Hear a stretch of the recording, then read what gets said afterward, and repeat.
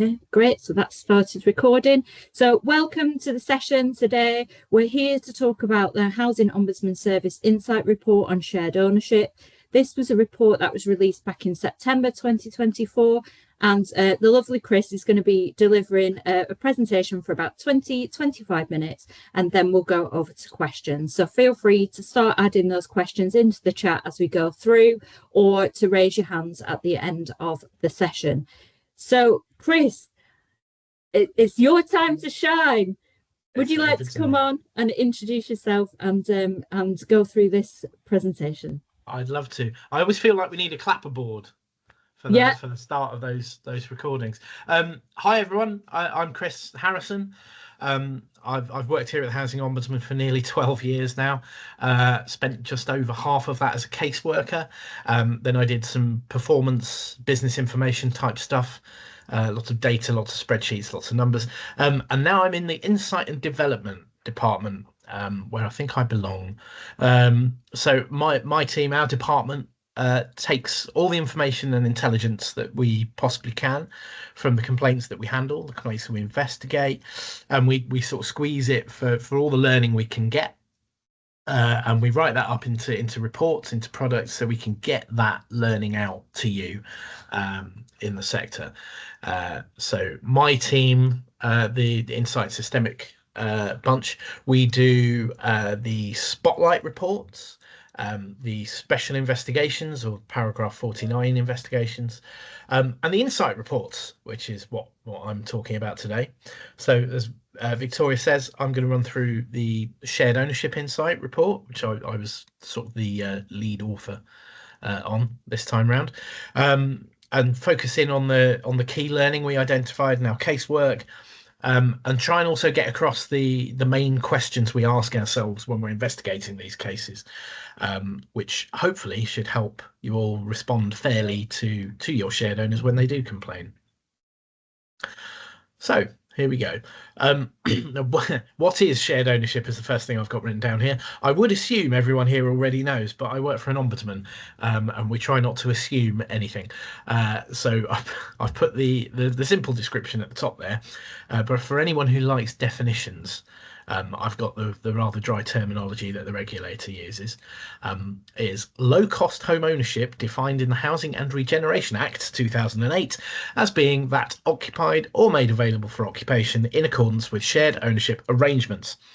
And that it also goes on to say that shared ownership is made available to people whose needs are not adequately served by the commercial housing market.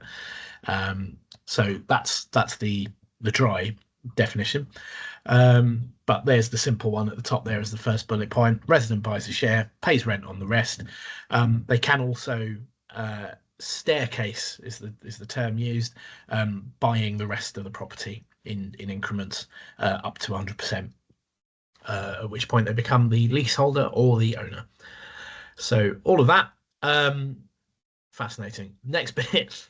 So mentioned in Rick's foreword in the report, the Ombudsman's foreword, the first shared ownership unit went in 1975, so it's not new, and it's been sort of roaring along since then. I had a look at some statistics because I'm a nerd, about the growth of sort of shared ownership, just for interest and context. Recently, it's been sort of creeping up. So if you look just pre-pandemic, so back in 2019-20.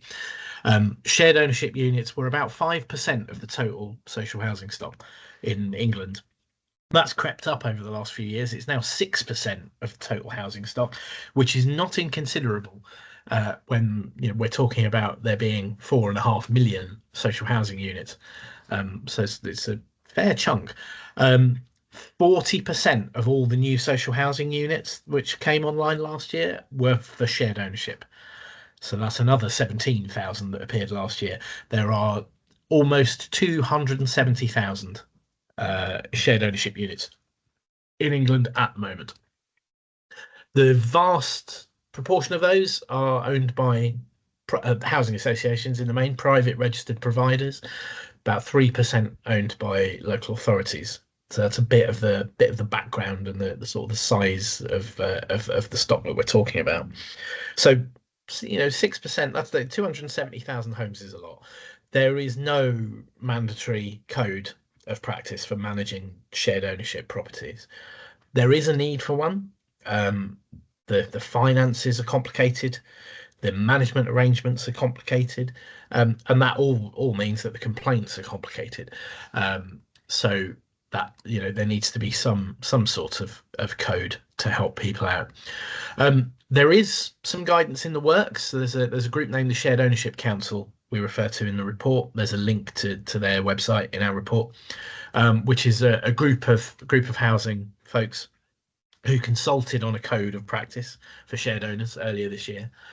So we will watch out for the results of that. I don't know that has been published yet. I think the consultation closed, but I don't know what the result was. But for now, the draft code is there and it's pretty good. So do have a look. There's a link to that in the report. I can share that link later as well if we need to. So a bit about accessibility and awareness and what we can look at. So this report is quite timely, I think, not only because of the consultation on a code of practice either. So the previous government, the Housing Select Committee of the previous government, published a report about shared ownership in March this year, and one of the things that they found was that shared owners didn't seem to be aware of their right to complain to the Ombudsman. So we want to spread the word a bit. So that's part of the reason why we chose this topic as for an insight report. So to put it bluntly, and please, if you only take one thing away from this morning, please take this away: the Ombudsman can consider complaints from shared owners. Shared owners absolutely can complain to the Ombudsman. Our scheme sets out that anyone in a landlord-tenant relationship with one of our member landlords can complain to the Ombudsman. That includes shared owners. That includes applicants for shared ownership homes. It includes leaseholders, those who were shared owners before staircasing to 100% ownership of a leasehold home, where the member landlord is a freeholder.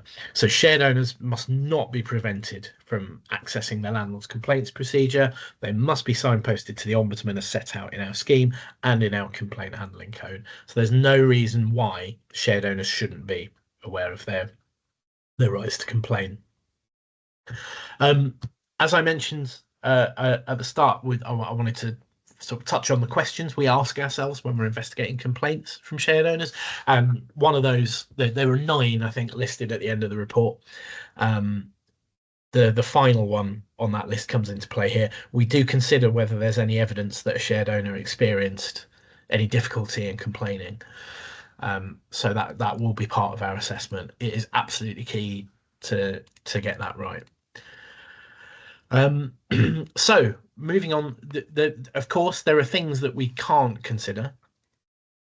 We didn't want the report to focus in on the negative, on the things that we can't consider, but as it turns out, we think it needed to be said, because we think some of that complexity of the product leads to complexity in complaints and leads to, I don't know what to do to resolve this particular aspect. So it was worth putting in, I think. About 10% of the complaints we receive each year are about matters we can't consider. Shared owners are no different in that respect. So a little bit about the complaints that we can and cannot consider. We don't have the authority to determine the correct level of rent or service charge for anybody, shared owners or anybody else. So that's one sort of hard and fast rule. If we think a complaint can be more effectively considered by the courts, another complaint handling body, or the regulator or a regulator, then we will signpost the resident accordingly.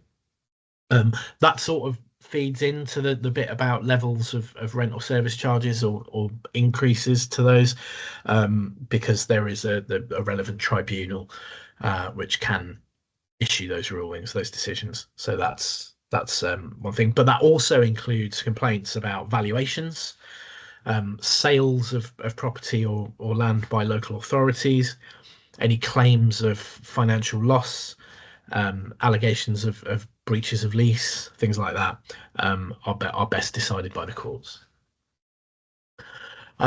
Allegations of being misled comes up quite a lot. In doing this report, I looked at every shared owner outside jurisdiction decision we've made in the last couple of years, and this one comes up a lot. The caveat emptor, for anybody who's never come across that phrase, is a legal principle, means buyer beware, basically.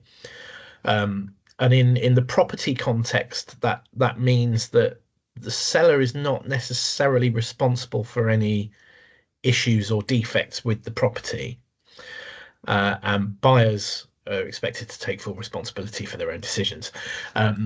So in property sort of selling, you're legally obliged not to mislead the buyer, which is where the dividing line comes in for us. But other than that, the onus is on the person buying the property to make themselves satisfied that that's what they want to buy.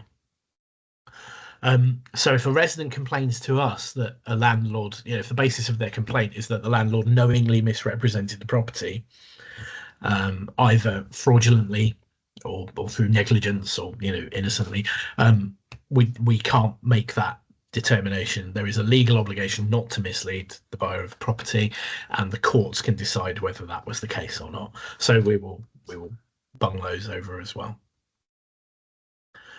I should say that that's not an exhaustive list of our jurisdiction. As I say, I've worked here for 12 years and I still think very hard about jurisdiction. So there may be other things that I haven't quite captured or haven't seen in the casework in this bunch. So please don't consider that exhaustive.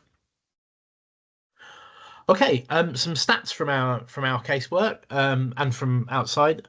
One of the things we noticed, so shared owners are apparently generally less satisfied than your average resident. This comes from some Housemarque data we looked at. Housemarque did some analysis, sort of testing out the tenant satisfaction measures before they went in to the regulations. And they found that shared owners were less satisfied, and not just slightly. They found that 57% of shared owners are satisfied with their landlord overall, which Housemarque said was, and I quote, 26 percentage points lower than the equivalent figure for social rented tenancies. So I make that 83%. I make that 83% of social rented tenants are satisfied, but only 57% of shared owners are, which is that's considerable. Yet we don't really see that disproportionality in the volumes of complaints that come to us. So as I said earlier, 6% of social housing is given over to shared ownership, and about 6% of the complaints we receive are from shared owners. So that, on the face of it, seems that they're no more or less dissatisfied than the general social housing population is, which seems to be another reason to spread awareness of shared ownership rights to redress, because if that is in fact the case, if shared owners are less satisfied, we'd expect to see a greater proportion of complaints coming from shared owners. So we want to spread the word a bit. As I've already said, member landlords are responsible for spreading the word, but we want to do that as well. So we've engaged with residents on our with shared owners on our resident panel. The report sets out that we're considering hosting events dedicated to shared ownership and doing some more engagement with groups representing shared owners. So all of that is there in the report. In our own statistics, we see a difference in the type of complaints brought to us by shared owners in the subject matter of the complaints. Generally speaking, across the board, the top 3 complaint categories are nearly always property condition, complaint handling, and antisocial behaviour, ASB. So yeah, third place, usually ASB. When it comes to shared owners, third place is charges. In fact, ASB is down at number 5. There's the charges and estate management are the next 2 big concerns for shared owners and leaseholders. But we'll zero in on shared owners for the purposes of this. So that's not really a surprise, I suppose, because there's a lot of a lot of stuff given over to estate management and so service charges and estate management in shared ownership and in leases. So when we talk about those, our complaint categories about charges and estate management, we're talking about administration of rent and service charge accounts, anything that residents are being recharged for, either as a one-off or through service charges. So grounds maintenance, repairs in communal areas, the use of or upkeep of communal areas, all of that stuff. So that's the third biggest concern for shared owners. The other thing we noticed in our statistics, when we look at our findings in the complaints that are brought to us by shared owners, we noticed that we're making findings of reasonable redress more often than we do for other tenures. That's a good thing. That's good news, I think. That means that when things do go wrong and shared owners have accessed the complaints procedure, landlords are responding well to those complaints, or to more of those complaints, and resolving them reasonably, in our opinion. One thing I will always underline when it comes to reasonable redress, though, that doesn't necessarily just mean throwing compensation at the problem. Half of the reasonable redress findings in the caseload I was looking at for this, that didn't have any compensation attached to them at all, any recommendation that there be compensation. So other remedies are available, adequate, reasonable explanations for things you've done or things you haven't done or decisions you've taken, not to mention apologies as well, all appropriate and can go a long way to resolving disputes. It's not just a matter of throwing money at the problem. Okay. The subjects that we sort of pulled out of the caseload then for some key learning, the sales process. Now, as with any tenure, getting the relationship off on the right foot is absolutely key. So for shared owners, that starts with applications and the sales process. Two more of those key tests come in here. So we will ask ourselves, were responsibilities and obligations clearly communicated at the point of sale? And was the landlord's communication clear, accurate, and timely? So is it good? Was it right? And was it given at the right time? There's a need to make sure that those buying a property are given clear information about the obligations that are set out in the lease. So what responsibilities fall to the resident, which responsibilities fall to the landlord, where relevant, what falls to a third party. It seems basic, but if it's not clearly set out on both sides, landlords need to understand this too, then it can cause all sorts of confusion and delays and frustration, and it will lead to complaints. In the cases that I looked at for this, we saw cases where neither the landlord nor the resident seemed to know who was responsible for what. So those are going to give rise to complaints. The one that springs to mind, there was a block with a playground, like a kids' play area, which after a couple of years they started noticing was not being maintained. So the resident asked the landlord asked the managing agent. The managing agent said, "Oh, it's the local authority's responsibility." The local authority said, "No, it's the managing agent's responsibility." The landlord was charging for it, for maintenance of this area, but didn't know how much it was charging for it, or what proportion of the service charge was given over to it. It was a mess. So everybody needs to know what is going on, who's responsible for what. And that sort of extends to, it's not just about the estate itself, that can go into other things about the lease, so staircasing, selling, charges, upcoming major works. All of that information needs to be clear and communicated well, and communicated at the right time, and all of that will help reduce the need for complaints. We also consider the tone of communication. So if you've read our noise spotlight, we talk about tone quite a lot. In the field of shared ownership, we're talking about a hugely significant purchase. and a big financial decision that will unavoidably have a lot of emotion wrapped up in it.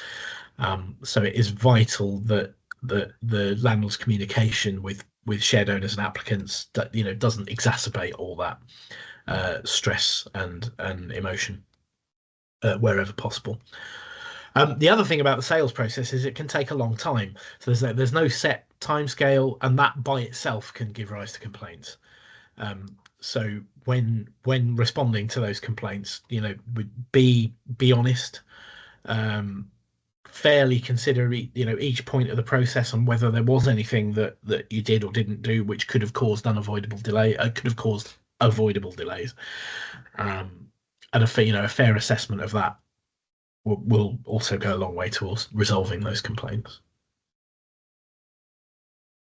Right, defects, repairs, and cladding. That's a lot for one slide, isn't it? But I'll try and rattle through it because time is short. I've already been wittering on for 20 minutes. Blimey. Again, good management of defects is vital. So, in the spirit of getting the relationship off on the right foot, that's in a new build. That's the first point of call. And as I said, a lot of shared ownership is the newer properties. So having clearly set out in your communication with landlords and with the developers, when does a defect become a repair? Make sure you know what the developer is responsible for. Know the length of the various defect liability periods, the latent defect periods, the warranties. You got to know all of that. You got to have access to all that information, and your complaint handlers probably need access to all that information as well. It's on the landlord to make sure they get what they ordered when the property is handed over. So that's also key. Another one of our 9 key tests comes in here. So this is about how the landlord has engaged with the developer, where it identifies that the developer is or was responsible for rectifying an issue. So what did the landlord do to hold it to account? The thing that I would urge landlords to bear in mind in these complaints about defects is that ultimately your obligations as a landlord don't go away during that defect period. Many of your residents are going to need to rely on the landlord to advocate for them in dealing with the developer if things have gone wrong. It's the same with managing agents, and I'll probably say that again in a couple of minutes' time when I get to managing agents. So push for those problems to be resolved as much as you can. Be proactive with the developer, and keep up the lines of communication with the resident. That can show that you're taking the ownership and responsibility with the developer. Also means you're taking the opportunity to manage residents' expectations where you need to, because sometimes these things will take time. So yeah, responsibilities, effective communication, good record management is key there. So again, knowing who's responsible for what, not just based on the time that's elapsed since the property was handed over, but also in the terms of the lease and the terms of the various contracts and things like that. All of that is essential. Something that we brought up in the report we haven't really seen yet, but you may be seeing, is the new terms that the shared ownership properties are let under. Any homes built under the current Affordable Homes Programme, so I think that started in 2021. The standard terms include that for the first 10 years, the landlord must contribute up to £500 per year to the cost of certain repairs. Essential repairs is the way it's worded. I need to put that in bunny ears then. There's a concern, the select committee set out a concern that would lead to a two-tier market. So homes built before that period might be less attractive. We'll see what happens to that. But when we do see those terms arising in our casework, and we will, then we're gonna be looking at how landlords are interpreting and using that term, how it defines essential repairs, things like that. So watch out for those. Moving on to cladding, we've published guidance and a spotlight report on dealing with cladding complaints. Again, communication is the key important thread there, keeping residents informed, managing expectations around how long these things are likely to take, what the landlord can and cannot do financially. it's an emotive subject, and understandably residents are going to be concerned that their home might have the same defects that causes all this tragedy. So there really needs to be sensitively toned and timely communication about that. We're sadly still finding that lacking. So please do realign yourselves against the guidance in that spotlight, and make sure that you are communicating sensitively and timely on those issues. So charges and managing agents again. So the third most complained about issue for shared owners. As I've said twice, I think now we can't consider the level of charges, but we can and do frequently consider complaints about the quality of services provided. We can also consider the openness and transparency of the information provided, consultation processes, all of that stuff. So make sure that your information to residents is good, that you're monitoring the quality of those services. The key test in the list at the end of this, when we're looking at these complaints, is the information about charges clear, transparent, and accessible. Don't forget, your residents have the legal right to obtain a summary showing how service charge costs have been calculated and to see evidence of expenditure. So you need to make sure that you're responding to those requests in a clear and timely manner. We see so many complaints about landlords delaying in providing information.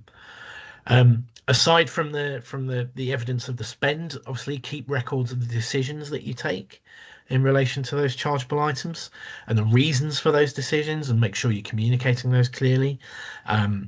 If you're clear with residents about what they're paying for and what service they can expect, and you monitor those services to ensure they're being delivered to that standard, makes responding to complaints so much easier. Things can become more complicated when there's third parties involved. So another spotlight report we published about engagement with private freeholders and managing agents. Similar to what I said about developers, it all comes down to the legal obligations to the tenants being with the landlord. So working effectively with those other parties to deliver those obligations. It takes some, the accountability and the ownership is what we're looking for in those complaints.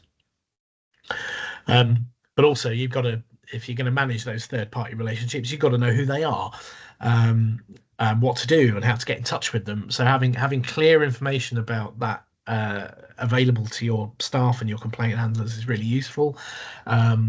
I did a special investigation last year into a landlord who had what I thought was good practice, was something they called the building attributes matrix or something like that, which was an accessible database that set out who was responsible for what on each of the estates in terms of the estate management and the repairs of the communal areas and all that sort of stuff. And if there was a managing agent, it would have contact details, all that sort of stuff. So having that information available is really useful when responding to complaints. Okay, that's a whistle-stop tour of the key learning in the report. So the next steps are making sure that your shared owner, I'll harp on about it, making sure your shared owners are aware of your complaints procedures, aware of the Ombudsman. The code of practice is coming, hopefully, and there's lots of further reading linked in our report. I can recommend the spotlight reports on shared ownership, on cladding, on managing agents, and the previous spotlight report before mine focused in on service charges. I think that was quite well received. So you can also consult with that.